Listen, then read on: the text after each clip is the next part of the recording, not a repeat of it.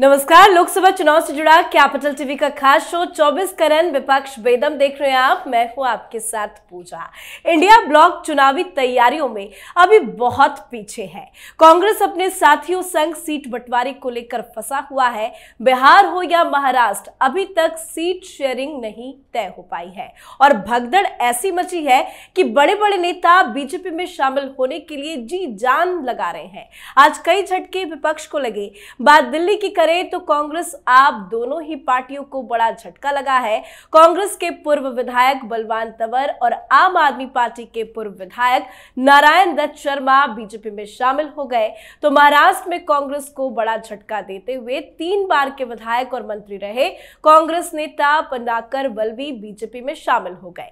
तो वहीं पंजाब के पटियाला लोकसभा क्षेत्र से कांग्रेस सांसद और पंजाब के पूर्व मुख्यमंत्री कैप्टन अमरिंदर सिंह की पत्नी परनीत कौर के कल बीजेपी में शामिल होने की खबर है। साथ ही बंगाल, मध्य प्रदेश, राजस्थान, हर जगह भगदड़ मची है। तो कैसे चुनाव से पहले विपक्ष में भारी टूट जारी है, आज इन्हीं मुद्दों पे चर्चा करेंगे। मेरे साथ स्टूडियो में मौजूद हैं कैपिटल टीवी के editor in chief doctor Manish Kumar और एग्जीक्यूटिव एडिटर राजीव जी। सर, आप दोनों का ही बहुत बहुत स्वागत है। धन्यवाद। हर राज्य में विपक्ष में टूट है, ऐसे कैसे विपक्ष चुनाव लड़ पाएगा? देखिए, विपक्ष को चुनाव तो ऐसे ही लड़ना है जी भाई। आपने 6 महीने पहले से तैयारी शुरू की थी और अभी तक कुछ हो नहीं पाया। बिहार का केस बड़ा क्लासिक है। पटना में 6 महीने पहले आपने मीटिंग की थी, दूल्हा राजा बनाया जा रहा था राहुल गांधी को। 4 महीने तक कवायद चलती रही, नीतीश बाबू पलटी मार गए और आज स्थिति यह है कि एनडीए का सीट बंटवारा हो गया। भाई, नीतीश कुमार के आने के बाद यहां सीट शेयरिंग का फॉर्मूला भी निकल गया और आज की बड़ी खबर कि 17 सीटों के ऊपर भारतीय जनता पार्टी, 16 सीटों के ऊपर जेडीयू नीतीश कुमार की पार्टी, 5 सीटें रामविलास पासवान की पार्टी एलजेपी को, एक कुशवाहा और मांझी साहब को, और 1 सीट जो 17 है उधर वो रखा गया है वीआईपी वालों के लिए। तो इधर फॉर्मूला तय हो गया। लेकिन कांग्रेस पार्टी बिहार में 15 सीटें मांग रही है और यहाँ पे आवेदन दिया जा रहा है। दूल्हा जो है दहेज मांग रहा है कि दूल्हा तो बनने को तैयार है, लेकिन हमको 15 सीटें चाहिए। और आप ये देखिए, 15 सीटें आप मांग रहे हो, ये मीटिंग के अंदर ये बातें होनी चाहिए। आपने 15 सीटें की डिमांड की, वैलिड, कोई बात नहीं है, लेकिन आपने कौन कौन सा सीट लेना है वो भी जग जाहिर कर दिया और प्रचारित भी कर दिया हर जगह कि ये 15 सीटें चाहिए। इसका मतलब टॉक्स जो है वो ब्रेकडाउन हो चुका है, बस लाठी निकलना बाकी है। तो ऐसे में कैसे कोई चुनाव जो है उसको कह सकते हैं कि तैयारी कर रहा है? ये तो चुनाव हारने की तैयारी है। बिल्कुल। बिहार में तो सीट शेयरिंग को लेकर बवाल है, लेकिन बात महाराष्ट्र में करें तो राहुल गांधी की यात्रा भी महाराष्ट्र में एंट्री ले चुकी है। सीट शेयरिंग का फॉर्मूला अभी तक सामने नहीं आया है, लेकिन खबर है कि राहुल गांधी मीटिंग लेंगे और राहुल गांधी खुद सीट शेयरिंग का फॉर्मूला सुझाएंगे। वो कर पाएंगे क्या? ये राहुल गांधी और सीट शेयरिंग का फार्मूला, अभी तक किसी स्टेट कमेटी की जो बैठक हुई है उसमें राहुल गांधी शामिल हुए, या किसी स्टेट में जो किसी सहयोगी पार्टी के साथ बैठक हुई उसमें राहुल गांधी की मौजूदगी दिखी, या अब तक राहुल गांधी ने इंडिया अलायंस की बैठकों में शामिल होने की बात नहीं है। वहां पर इनको बुलाया जाता था, जाते थे और वही रटा रटाया डायलॉग बोलकर चले आते थे। ये फेस वैल्यू बढ़ाने का तरीका था। लेकिन अभी सीट शेयरिंग की जो बात हो रही है, किसी भी स्टेट में राहुल गांधी की उपस्थिति नहीं है, क्योंकि लोगों को पता है और दूसरी पार्टियों को भी पता है और कांग्रेस के अंदर के बड़े नेताओं को भी पता है कि अगर राहुल गांधी उस मीटिंग में जाएंगे तो या तो कांग्रेस को बर्बाद करके आएंगे या फिर दूसरी पार्टियों से गठबंधन तोड़कर आएंगे। कांग्रेस को बर्बाद कई जगहों पर कर चुके हैं, क्योंकि जब ये एंट्री लेते हैं उसके बाद या तो सरेंडर कर देते हैं, सामने वाले से उलूल जुलूल वादा करके आ जाएंगे आपको इतनी सीटें देंगे, या फिर वहां पर ऐसे एटीट्यूड दिखा देते हैं कि दूसरी पार्टी है फिर से बातचीत के लिए ही तैयार नहीं होती है।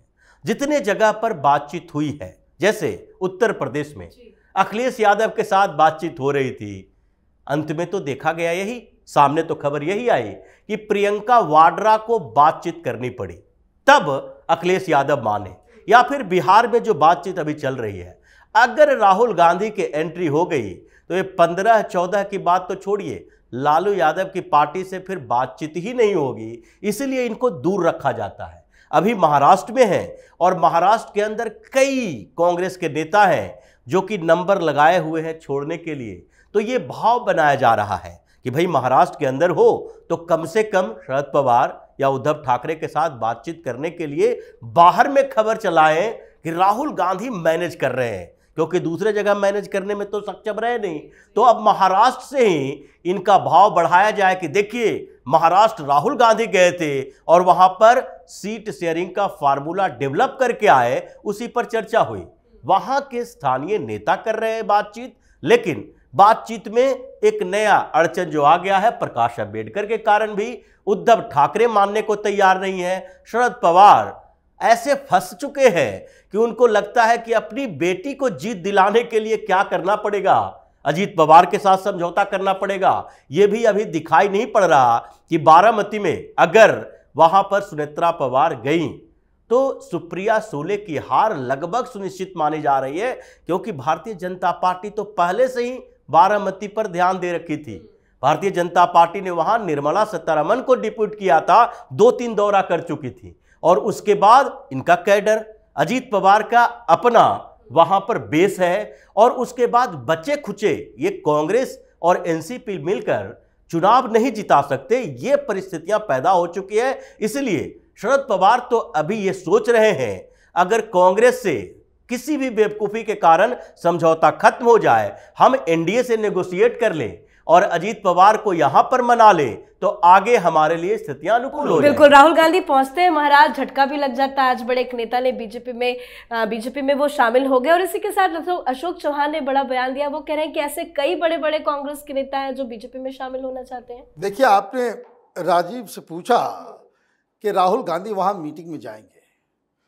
मैं आपको कह सकता हूं कि अगर मीटिंग में मौजूद हो गए तो वहां गठबंधन जो है वो टूट जाएगा। भाई, इसके लिए एक्सपीरियंस चाहिए होती है। आपके पास जितने एक्सपीरियंस लोग थे, भाई लालू यादव से कौन बात करेगा? ये केसी वेणुगोपाल खड़े होने की औकात है उसकी? क्या वो बात करेगा? इन लोगों की अकल घुटने में चली गई है। देश संभालना कोई छोटा मोटा काम है? आपने तमाम बड़े लोगों को आपने पार्टी से बाहर निकाल दिया।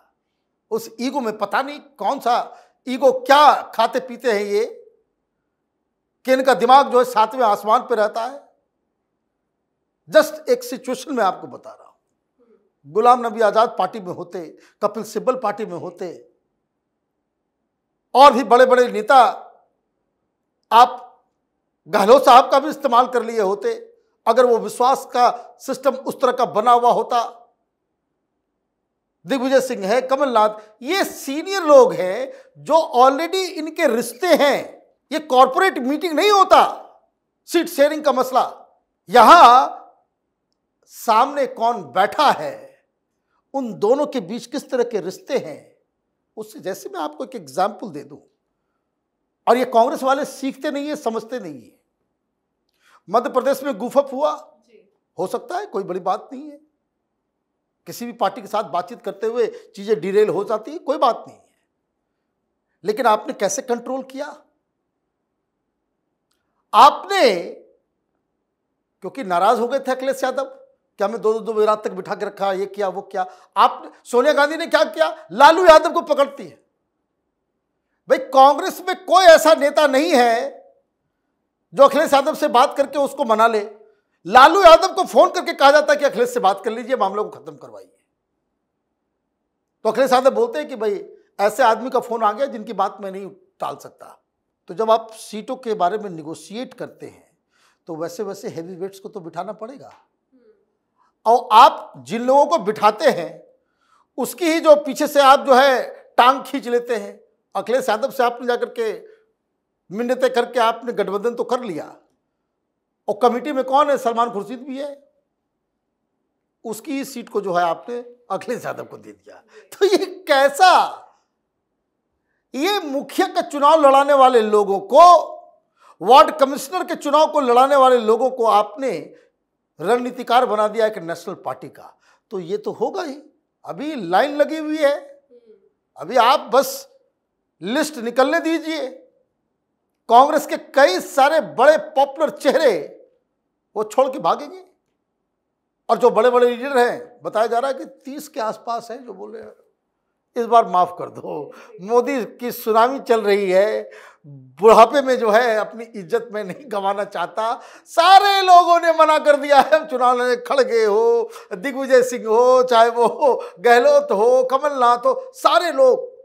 अभी खबर आई वो उत्तराखंड के रावत साहब, उन्होंने भी हाथ जोड़ लिया कि मेरी तबीयत बहुत खराब है। अरे भाई, नेता चुनाव लड़ने से पहले उसका तबीयत खराब होता है, इसका मतलब है कि कांग्रेस पार्टी के रणनीतिकारों का दिमाग खराब है। बिल्कुल, जो कांग्रेस के बड़े नेता हैं उनको सामने आकर चीजों को मैनेज करना चाहिए था, लेकिन वो खुद चुनाव लड़ने से कन्नी काट रहे हैं। लेकिन जो खबरें हैं, चाहे वो बंगाल हो, राजस्थान हो, मध्य प्रदेश हो, महाराष्ट्र हो, बड़े बड़े नेता जो कांग्रेस पार्टी का साथ छोड़ रहे हैं, इनको कोई मैनेज कर पाएगा क्या? देखिए, ये मुहावरा उलट के रह गया है। जैसे ये पहले से मुहावरा कहा जाता था कि जब नाव डूबती है तो चूहे सबसे पहले भागते हैं। यहाँ तो ये हो रहा है, नाव डूबने वाली है और हाथी घोड़े पहले निकल के जा रहे हैं। ये पूर्व मुख्यमंत्री छोड़ के जा रहे हैं पार्टी, मुख्यमंत्री की बेटी छोड़ के जा रही है पार्टी। हर जगह, केरल में देखिए, दो बड़े नेता, एक एंटनी, एक करुणाकरण, दोनों के बेटा और बेटी पार्टी छोड़कर भारतीय जनता पार्टी में शामिल हो गए। महाराष्ट्र में अशोक चौहान भारतीय जनता पार्टी में शामिल हो गए। अभी भी राहुल गांधी को यह समझ नहीं आ रहा कि चुनाव नजदीक है, बाला साहब थोराट कहीं दिख क्यों नहीं रहे? बड़े नेता हैं महाराष्ट्र के, आपने मंत्री बनाया, आपने विधायक दल का नेता बनाया, आपने प्रदेश अध्यक्ष बनाया, और अचानक से वो दिखाई ही नहीं पड़ रहे। आपके पार्टी के इतने वरिष्ठ नेता हर जगह पर, पश्चिम बंगाल में ये जो अधीर रंजन चौधरी गिड़गिड़ा रहे हैं, ममता बनर्जी ने हमारे साथ बड़ा धोखा कर दिया मोहम्मद शमी को लाकर, अब तो मुसलमान उधर वोट कर देगा, हम भी हार जाएंगे और ममता की पार्टी के भी हार जाएंगे, भारतीय जनता पार्टी को सीट चली गई। ये सारे बड़े नेता जो कहे जाते हैं कांग्रेस के अंदर, वो चुनाव न लड़ने वाले नेता हैं जो इर्द गिर्द बैठे हुए हैं। इस बार जबरदस्ती केसी वेणुगोपाल को भेजा गया है अलपूजा से चुनाव लड़ो। ये कितने चुनाव लड़ चुके हैं? राजस्थान से राज्यसभा सांसद, ये सारे राज्यसभा वाले लोग। खड़गे से बोला गया भाई जाइए चुनाव लड़िए, बोलते हैं बहुत बुजुर्ग हो गए हैं। पत्रकारों से पूछते हैं आप तो 60 साल 65 साल में रिटायर हो जाते हैं, हम 83 साल के हो गए हैं, तो रिटायर क्यों नहीं हो जाते? ये राष्ट्रीय अध्यक्ष की भूमिका छोटी मोटी भूमिका है, और राष्ट्रीय अध्यक्ष की भूमिका पर आप हो सकते हो, एक लोकसभा सीट को मैनेज नहीं कर सकते, तो देश में कांग्रेस के संगठन को कैसे मैनेज कर रहे हो ये 83 साल की उम्र में? मतलब ये लोग चाहते हैं कि हम राज्यसभा से जाते रहें, दिल्ली में लुटियंस जोन का फायदा उठाते रहें, मजा करते रहें, राहुल गांधी सोनिया गांधी को अच्छी अच्छी बातें करके चापलूसी करते रहें। इतना ही कांग्रेस की औकात है। इसलिए इस बार कांग्रेस की औकात, जो असली औकात है, वही दिख जाएगा चुनाव के बाद। बिल्कुल, और एक चीज ये भी समझ में आ रही है कि चुनाव से पहले कांग्रेस पार्टी ने हार भी मान ली है। बहुत बहुत धन्यवाद सर आप दोनों का। धन्यवाद। तो हर राज्य में विपक्ष बेदम है, सीट शेयरिंग पर बात नहीं बन पा रही है, बड़े बड़े नेता कांग्रेस पार्टी का साथ छोड़ रहे हैं, बड़ी संख्या में लोग बीजेपी में शामिल हो रहे हैं, हर राज्य में विपक्ष टूट रहा है। अब देखना होगा चुनाव आते आते विपक्ष के पास क्या कुछ बच पाता है। इस पर आप अपनी राय कमेंट कर लिखें। देखते रहिए कैपिटल टीवी। नमस्कार।